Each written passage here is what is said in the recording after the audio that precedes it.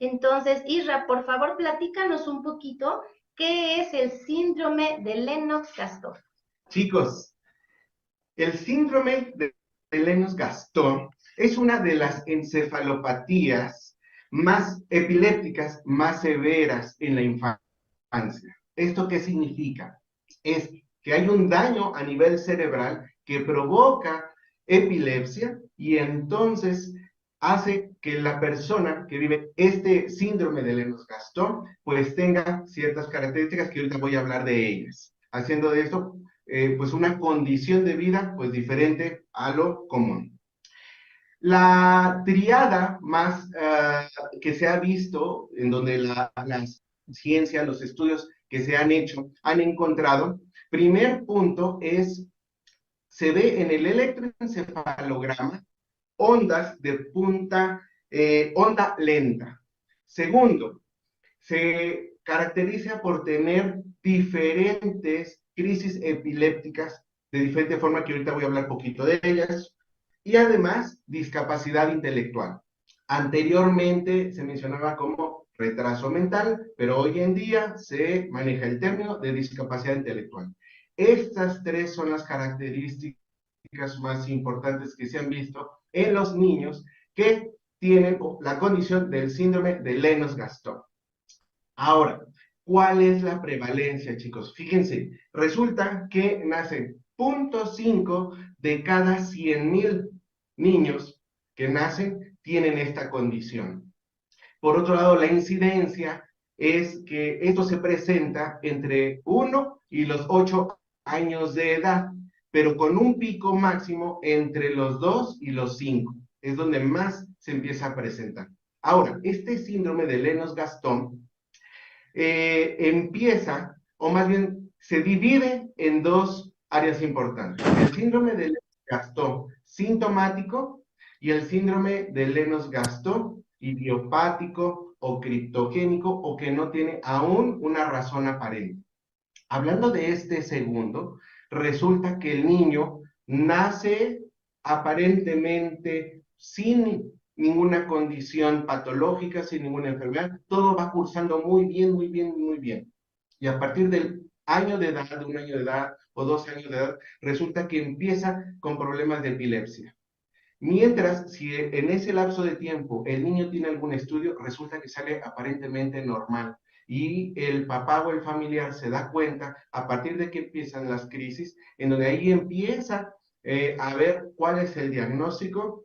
Y entonces, dependiendo de los estudios, pues ya se junta todo lo que se va presentando y entonces se da el diagnóstico de síndrome de Lennox-Gastaut.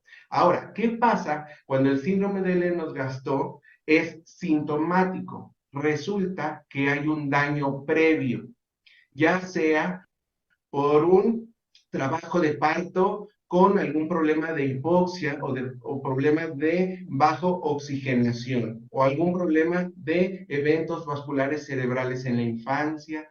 Vaya, al momento del nacer, estoy hablando en ese periodo del nacimiento, problemas de la circulación durante el embarazo o durante el parto.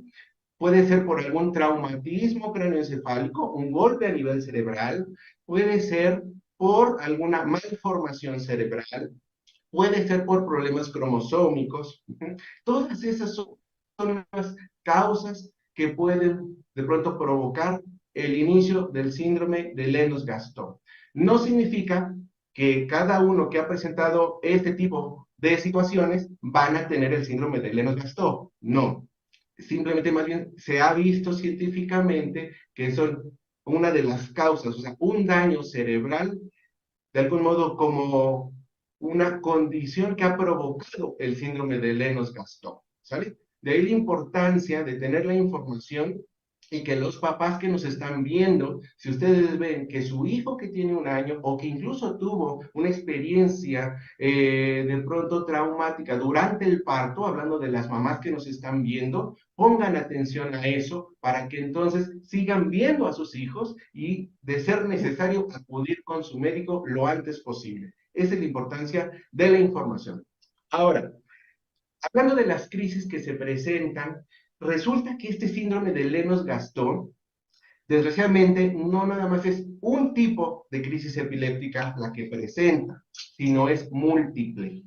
Puede presentar crisis epilépticas tónicas. ¿Esto qué significa? Que hay contractura muscular. Se pone rígido el cuerpo del joven, del niño, y muchas veces tienen a las manitas, las muñecas, las flexionan hacia adelante, los brazos hacen un arqueo hacia el frente, muchas veces, o algunos incluso hacia afuera, algunos. Y las extremidades inferiores las estiran, hacen una espasticidad al momento de la contracción. Esa es una epilepsia tónica. E incluso también puede haber el movimiento del cuello, se hace hacia abajo, o sea, se contractura, se pone rígido, a veces hasta el torso. El torso puede incluso encorvarse. Ujú. Otro tipo de crisis epilépticas que se presentan también, aparte de la tónica, puede ser la crisis de ausencia. ¿Esto qué significa? Que el niño tiene los ojos, una mirada perdida, se va. Es una mirada perdida en donde de pronto otra vez vuelve a estar con nosotros, con los que están ahí presentes. Esa es la crisis de ausencia.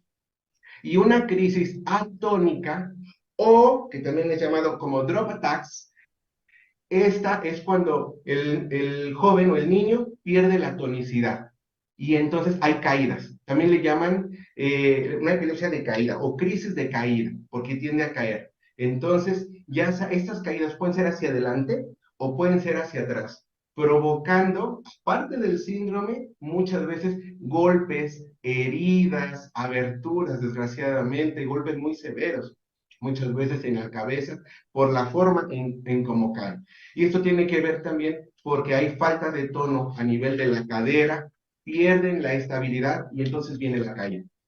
Y junto con esto, desgraciadamente no nada más es una sola la crisis epiléptica la que se presenta, sino también pueden juntarse las dos o las tres a veces al mismo tiempo. Es parte de las características del síndrome de Lennox-Gastaut.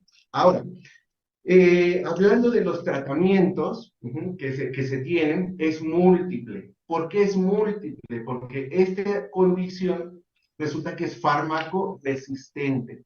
Muchas veces empezamos con un valproato de magnesio y esa persona no es suficiente el valproato. Se tiene que unir con otros medicamentos o cambiar por otro medicamento o subir la dosis o bajar la dosis. De ahí la importancia de poner atención y estar en mucha comunicación con sus médicos que van llevando el seguimiento de sus hijos para ayudarle a su pequeño a que tenga el mejor control posible.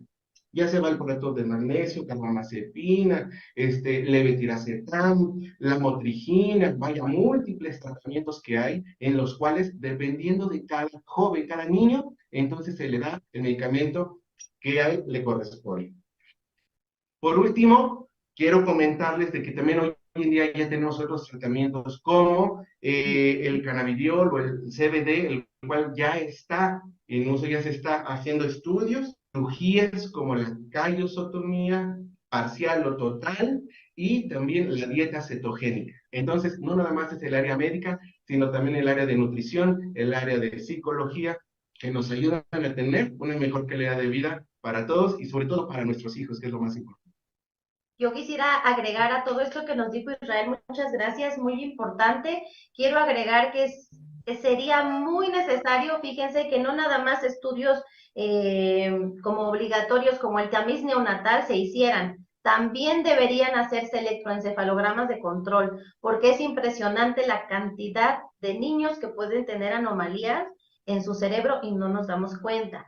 Yo las invito a todas las mamás a que presten siempre atención, se vuelvan muy observadoras en lo que está sucediendo. Todo lo que aquí se menciona en cuanto, por ejemplo, los medicamentos que se han dado y todo, nada aquí es recomendado. No olvides siempre preguntarle a tu médico. Y como mamá, yo siempre te sugiero, hazle caso a tu intuición.